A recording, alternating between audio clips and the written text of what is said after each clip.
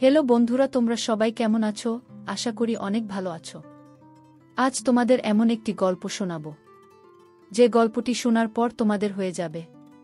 তাহলে চলুন বন্ধুরা, মূল ঘটনাটি শুরু করি। আমার বড় বোন একজন সুন্দরী এবং চরিত্রবান ছিলেন। আমার বোন আমার লেখাপড়ার খরচ জোগাড় করার জন্য একটা বড় মালিকের বাসায় কাজ করতেন। একদিন মালিক বোনকে ফ্রিজে রাখা খাবার খাওয়ালেন মনের অনিচ্ছায়, তারপর বোন জ্ঞান হারিয়ে ফেলে। অজ্ঞান অবস্থায় মালিক বোনের সাথে। বাকি ঘটনাটি গল্পতেই বলছি। আমার বোন ও যখন বিয়ে হয়ে যায়, আমি তখন ক্লাস 9-এ পড়ি। স্কুল থেকে ফিরে শুনি আজ বোনের বিয়ে। আব্বা আমাকে বললেন, রাকিব, ঢাকা থেকে মেহমানরা আসবে, তুই এক ছুটে বাজারে যা। রবি কেবল তার ডেকোরেশনের চেয়ার পাঠাতে আমি এক দৌড়ে বাজারে চলে গেলাম। রবি চাচাকে যখন সব বলছি, দুইটা প্রকাণ্ড গাড়িকে বাজার পেরিয়ে আমাদের বাড়ির দিকে যেতে দেখলাম। রবি চাচা বললেন, যা ক্রোনার অনেক ভালো ঘরে বিয়ে হলো তাদের অবস্থা, এবার ফিরবে। বোনের কি সত্যি ভালো বিয়ে হচ্ছে? আমি জানি না, আমি শুধু জানি বোন চলে যাচ্ছে আমাদের বাসা থেকে। তারপর কি হবে? কে আমাদের খাবার রেঁধে দেবে? কে আমাকে চুপি চুপি তার মাটির ব্যাংক ভেঙে আমাকে মেলায় যাওয়ার টাকা দেবে? বোনকে ছাড়া যে আমার জীবন চলতে পারে আমি সেটা কল্পনাও করতে পারি না।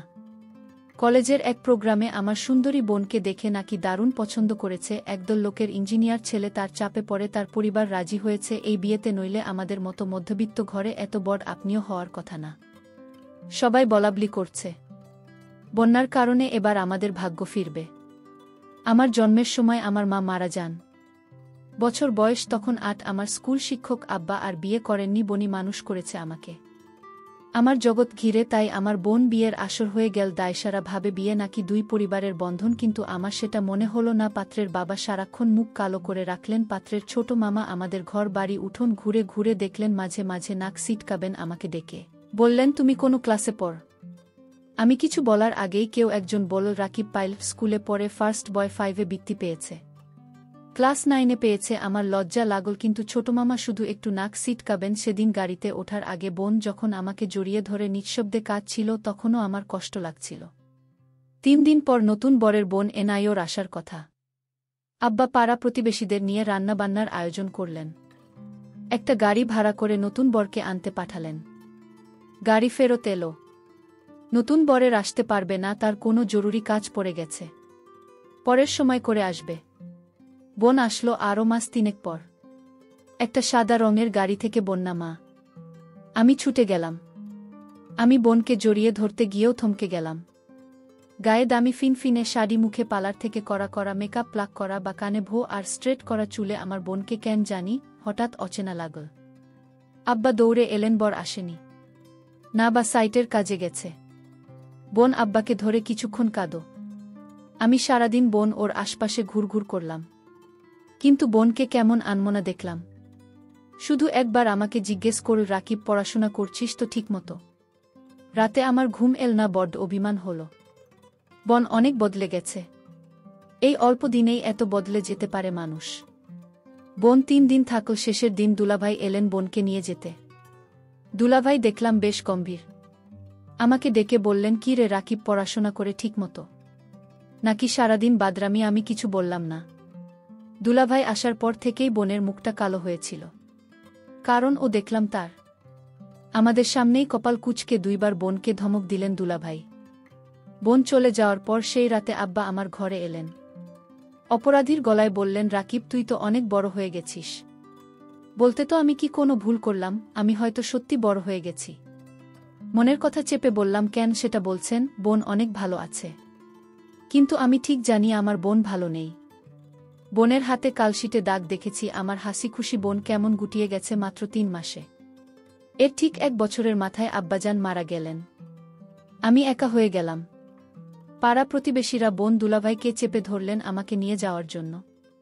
বোন উৎকণ্ঠা নিয়ে দুলাভাইয়ের মুখের দিকে তাকাল। দুলাভাই কিছুক্ষণ ভেবে বললেন, রাকিব, চলুক, কাজে লাগবে অনেক। কাজেই আমি আমার বই খাতা নিয়ে বোনর বাসায় উঠলাম।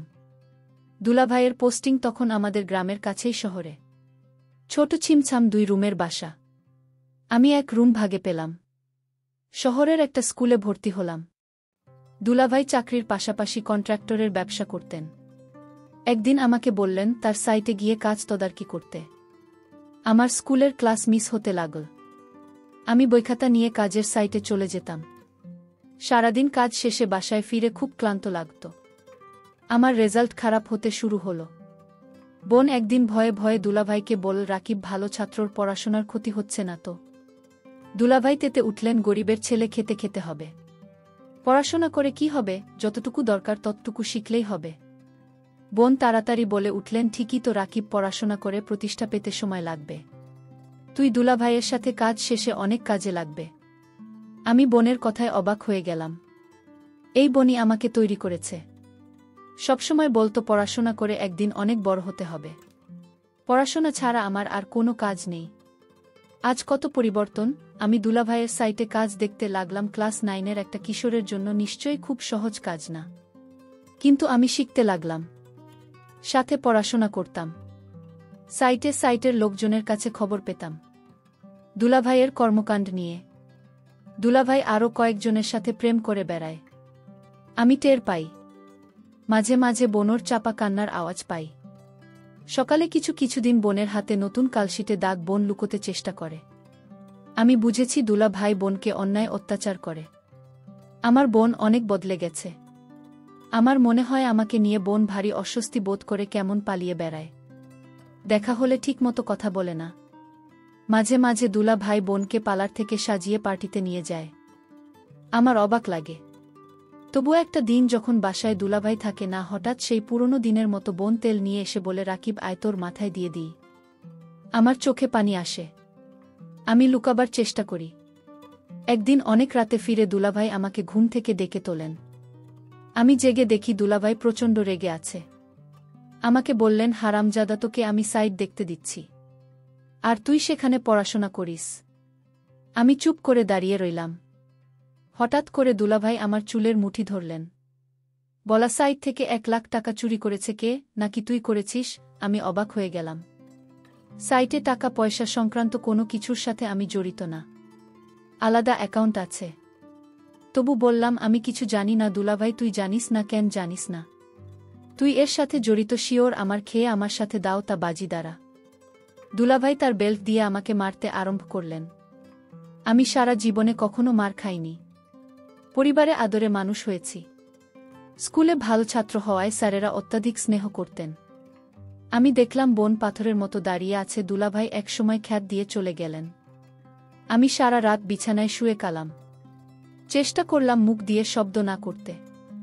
আব্বার মৃত্যুর আগে বলেছিলেন, রাকিব, পুরুষ হয়ে গরিব ঘরে জন্মেছিস, সামনে অনেক কষ্ট আসবে, সব তো থাকবেই, কখনো কাঁদবি না, পুরুষদের কাছে নেই। পরদিন সকালে আমার ঘুম, শরীরে হালকা জ্বর নিয়ে উঠে দেখি বোন বসে আছে। আমার শিওরে, রাকিব, উঠতে পারবি? আমি মাথা নাড়লাম। হ্যাঁ। তাহলে চলুন। তাকিয়ে দেখি বোন একটা ব্যাগ গুছিয়ে রেখেছে। আমি বললাম, কোথায়? বাড়ি ফিরে যাব, চল। তুই আবার ভালো করে পড়াশোনা শুরু করবি। আমি দরকার হয় বাসায় কাজ করব। 2 জনের একটা ব্যবস্থা হয়ে যাবে।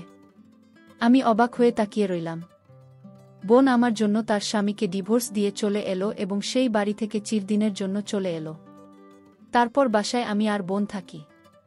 বোন একটা বড়লোক বাসায় কাজ পেল। তাদের কাপড় ধোয়া, রান্না করা ইত্যাদি তাদের কাজ করতে হবে। মাসে যে টাকাটা পাব সেই টাকা দিয়ে আমার লেখাপড়ার করছে, তার পরিবার চলে যাবে। বোন যে বাড়িতে কাজ করে সেই বাড়ির মালিক বোনকে একদিন বলেছিল, তোমার যত টাকা দরকার আমি দিব, তুমি শুধু একটি কথা রাখো। বোন বলল, আমি বাসায় কাজ করি, এটাই আমার চলে, অতিরিক্ত টাকার আমার দরকার নেই। বোন বুঝতে পেরেছিল বাসার মালিকের চরিত্র ভালো না। তারপরও বনি বাড়িতে কাজ করে যে টাকা পেত সেটা দিয়েই আমাদের বাস চলে যেত। মালিকের বাসার সবাই একদিন কোথায় ঘুরতে গেল, শুধু মালিক বাড়িতে ছিল। মালিকের নাম আছান আলী। বোন বলল, আজ তো বাসায় কেউ নাই, তেমন কাজ নেই, তাহলে আজ আমি চলে যাই। মালিক তখন বলল, শোনো, অনেক কাজ পড়ে রয়েছে। কি কাজ পড়ে রয়েছে? মালিক বলল, বাসায় কেউ নাই, আমার দেখাশোনা কে করবে? আমি বলেছিলাম, ও তাই তো।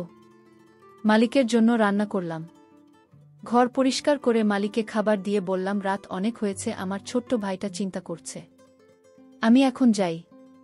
মালিক ধমক দিয়ে বলল, এই মেয়ে তুমি বাড়ির চাকরানির।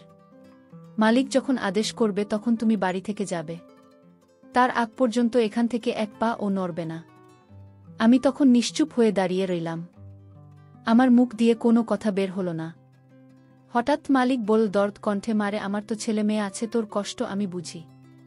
তুই তোর মাকে হারাল, বাবাকে হারালি, নিজের স্বামীকে হারালে, এখন ভাইটাকে লেখাপড়া শিখিয়ে মানুষ করার জন্য তুই পরিশ্রম করেছিস।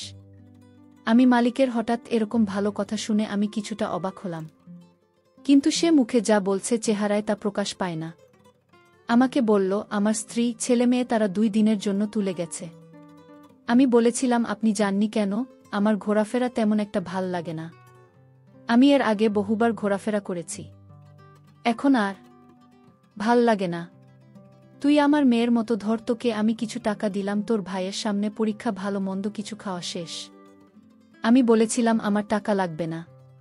মালিক তখন আমায় জোর করে টাকাটা হাতে ধরিয়ে দিল, আমি না নিয়ে পারলাম না। মালিক আমার প্রতি হঠাৎ এমন দরদ দেখাচ্ছে কেন? যখন মালিকের ছেলে মেয়ে বাড়িতে ছিল তখন তো তিনি এরকম দরদ দেখায়নি।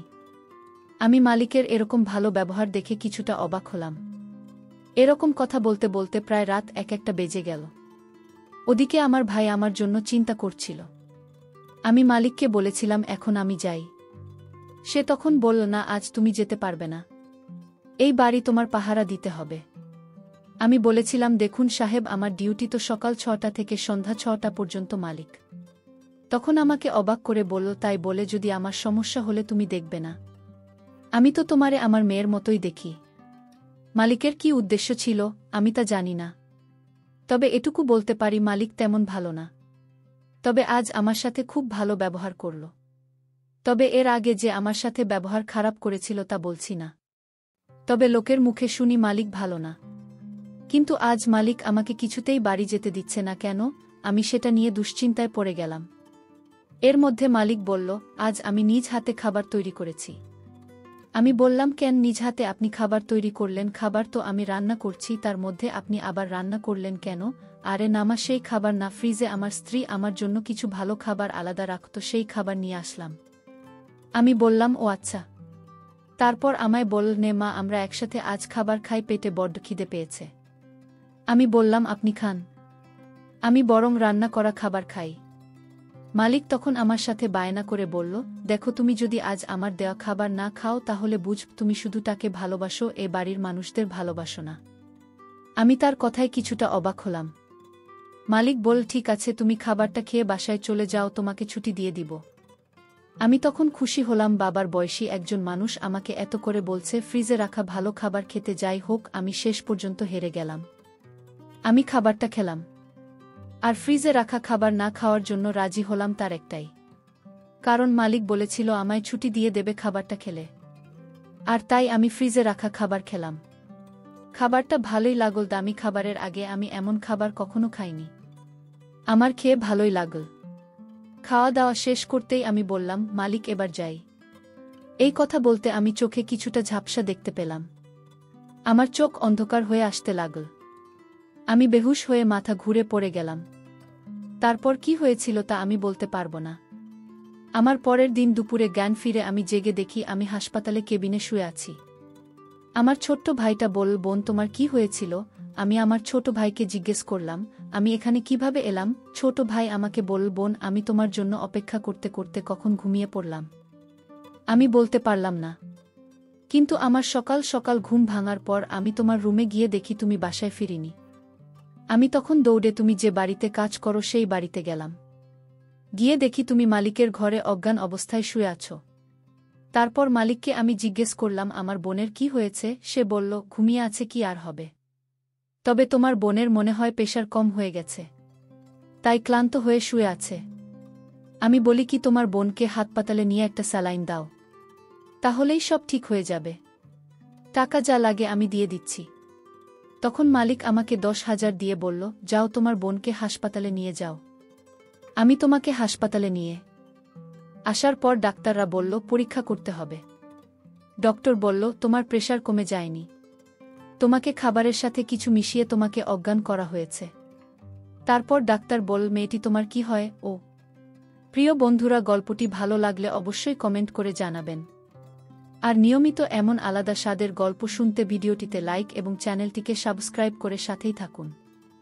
আর হ্যাঁ, নোটিফিকেশন বেলটি অল করে রাখবেন, যাতে পরবর্তী গল্প সবার প্রথমে আপনাদের কাছে পৌঁছে যায়। ধন্যবাদ বন্ধুরা। ধন্যবাদ সবাইকে।